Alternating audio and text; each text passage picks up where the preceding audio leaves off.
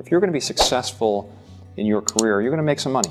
And how you invest that money is going to make a big difference in the quality of life that you have and perhaps that your children have, or the kind of house you're able to buy, or the retirement that you're going to be able to enjoy. And we talked about the difference between a 10% return and a 15 and a 20% return over a very long lifetime, what impact that has in terms of how much wealth you create over the period.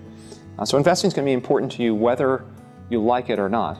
And learning more about investing is going to have a big impact on your quality of life. If money is something that you need in order to meet some of your goals.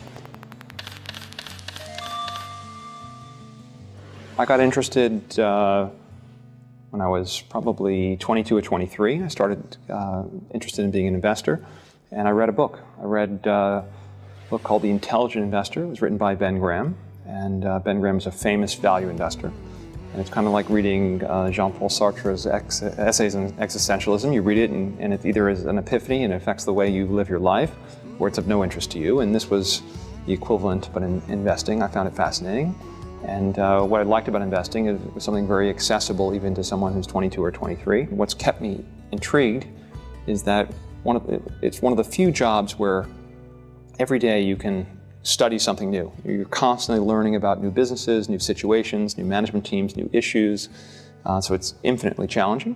The world and the stock market are obviously very dynamic places, so the challenges continue. These same concepts, while they're useful in deciding how to invest your portfolio, they're also very useful to you in thinking about decisions like buying a home, making decisions in your line of work, whether to hire additional people.